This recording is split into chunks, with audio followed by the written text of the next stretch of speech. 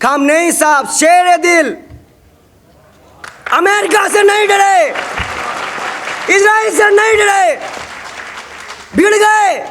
हमने तो सिर्फ बहादुरी के किस्से सुने थे, सिर्फ किस्से सुने थे कि कोई, हम तो सोचते थे कोई तो होगा जो पानी पिलाएगा अमेरिका को, कोई है। लेकिन अल्लाह के घर में देर है अंधेर नहीं है। अल्लाह ने कहा रुको अमेरिका, घुटनों पे लाते हैं। और अमेरिका जैसा देश कह रहा है हम 30 दिन की मंजूरी दे रहे हैं, आप तेल ले लो। अब हम हाथ जोड़ रहे हैं ईरान के आगे।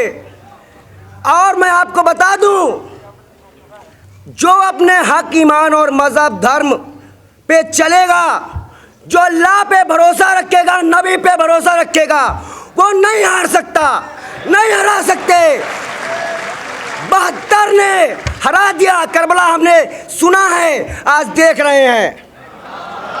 पानी के लिए इजरायलियों ने टैंकर फाड़ दिए, बच्चे रो रहे थे। अभी क्या जरूरत थी अमेरिका को दादागिरी करने की?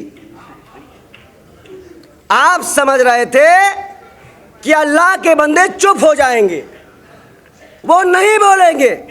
ऐसा जवाब मिला है कि सारे एयर डिफेंस सिस्टम धरे रह गए अमेरिका के, कुछ नहीं बचा। लेकिन हेकड़ी इतनी है कि सदमे में नेतन्याहू है, 13 दिन बाद आया है।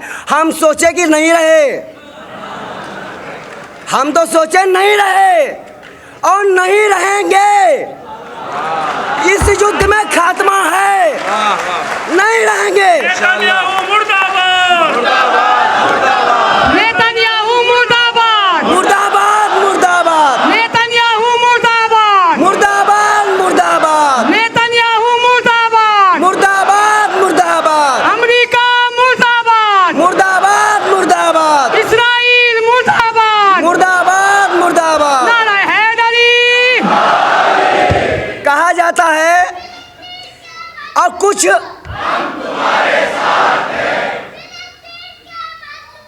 हम तुम्हारे साथ हैं, है बास है।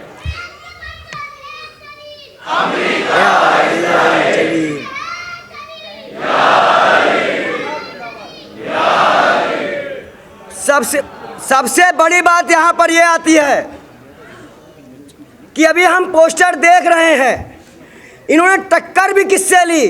जो 4 से 5 साल की राह में अपने अल्लाह के राह में लग गए, अपने धर्म की राह में लग गए, उनसे टक्कर ले रहे हैं अमेरिका। जो एप्स्टीन फाइल में बच्चों को नोच रहे हैं, वो सोचे कि हम जालिम हैं तो हम कुछ भी करेंगे। और आज हमारे प्रधानमंत्री का चुप होना हमारे भारत के आवाम के लिए खतरा है। बहुत से हमारे जैसे लोग आपको मिल जाएंगे जो आपका विरोध करते नजर आएंगे, लेकिन हम आपको विश्वास दिलाते हैं वो कुछ हैं, वो कुछ हैं। ये हमारी आपकी एकता ना मिटी है, ये ना मिटेगी। ये विश्वास दिलाने हम आए हैं आपके पास। और हमें बहुत दुख था इस बात का, लेकिन अल्लाह ने मुझे ये प्लेटफॉर्म में पहुंचाकर अपनी बात पहुंचाने का जो मौका दिया, मैं शुक्रिया अदा करता हूं अपने अल्लाह को कि मुझे मौका मिला।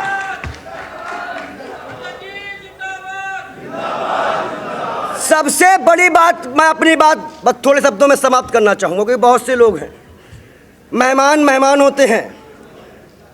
बड़ी बात यहाँ पर यह है कि आज अगर अमेरिका और इजराइल ये सोच रहा है कि मुसलमान को दबाया जा सकता है, इस्लाम को ख़त्म किया जा सकता है, तो ये सपना है। तुम्हारे पुश्ते ख़त्म हो जाएंगी, तुम ख़त्म हो जाओगे। इस्लाम जिंदा था, है और रहेगा। हमने ये भी नहीं सोचा था कि ऐसे हालात में 2 ताकतें सीधी की सीधी टकरा जाएंगी। एक ऐसे ताकत के सामने शायद वो ताकत कभी घुटने ना टेक सके। मैं गुरु नानक की एक बात आपसे करना चाहता हूँ। जे जीवै पतलथी जाए, सब हराम जेता खिच खाए। मैं समझता हूँ खमेनी जी ने जो शहादत दी है वो गुरु नानक का ये शब्द उन पर पूरा उतरता है। अगर हम इज़्ज़त से जी नहीं सकते तो इस इज़्ज़त का क्या फ़ायदा, इस जीवन का भी क्या फ़ायदा, इससे तो मौत ही अच्छी है। मैं समझता हूँ कि उन्होंने जो शहादत दी है वो हमारे लिए एक रास्ता है, एक ताकत है, और जिसने पूरे संसार को ये झकझोर दिया कि अगर ऐसी ताकतों से टकराओगे तो ये हालात भी बन सकते हैं। मैं समझता हूँ कि ये बहुत बड़ी ताकत हमारे सामने उभरी। फ़िलिस्तीन से चलता हुआ कभी सोचा नहीं था इन बातों को कि ऐसे हालात में, पर एक बात हमें, मुझे खुशी इस बात की है कि शायद इस शहादत ने पूरे मुस्लिम समाज को यकमुश्त कर दिया। ये बहुत बड़ी ताकत है। अब ना तो सुन्नी और ना शिया की बात है, हम एक सारा मुस्लिम यकमुश्त है। आज ये बहुत बड़ा मैं समझता हूँ कि उस शहादत की देन है जब सारा मुस्लिम समाज एक यकमुश्त हो गया। एक बात और हमें समझनी चाहिए। मुझे याद है कि मैं कई बार ईरान कल्चर सेंटर में गया, तो ऐसा बैठे हैं जिनके पास मैं उस दिन कंडोलेंस पे प्रस्तुत करने भी गया। मैं समझता हूँ कि जिस हालात में आज संसार है, मैं उन लोगों से पूछना चाहता हूँ कि आप लोगों के मन में क्या आया था कि आपने ईरान से टक्कर ली? आपको किसने कहा था ईरान से टक्कर लेनी? ऐसा कौन सा था कि जो ईरान आपको बुला रहा था कि हम आपसे टक्कर लेना चाहते हैं? वो मजलूमों के साथ आपने ऐसा काम किया, या ऐसी दर्दनाक हालात पैदा किए। मैं समझता हूँ कि ये गुरु नानक के एक दूसरी शब्द मेरे, जैसी मैं आवा खस्म की वाणी, तैसरा करी ज्ञान में ला लो, पाप की जंजले काबल। आप तो पाप की बारात लेकर टूट पड़े ईरान पर। कभी किसी ने सोचा था कि ऐसी बारात आप लेकर आओगे और मजलूमों पर ऐसे हथकंडे उजागर करोगे? मैं समझता हूँ कि आज हम सबको इकट्ठा होने की ज़रूरत है। सिख कौम, क्योंकि तेहरान और ईरान के साथ गुरु नानक के संबंध हैं, हम आपके साथ खड़े हैं। हर समय सीना पसीना हम आपके साथ खड़े रहेंगे।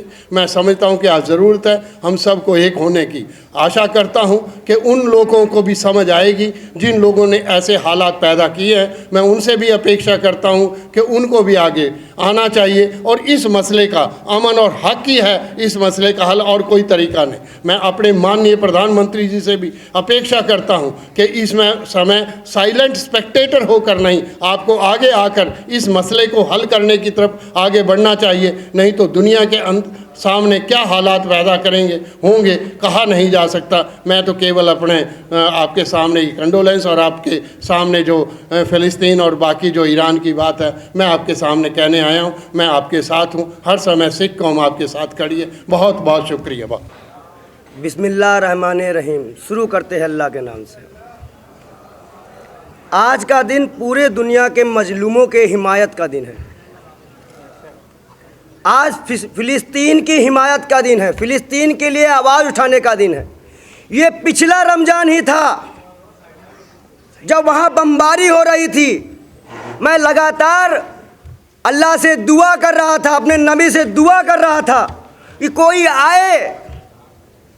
ईरान उस वक्त साथ दिया था, और उन मजलूमों की सिर्फ इतनी गलती है कि उन्होंने गद्दारों को अपने यहाँ शरण दे दी। क्योंकि कुरान में लिखा है कि जब कोई मजलूम आपके पास जाए तो आपको मदद करनी है। इस बात को रखकर फिलिस्तीनियों ने उनको जगह दी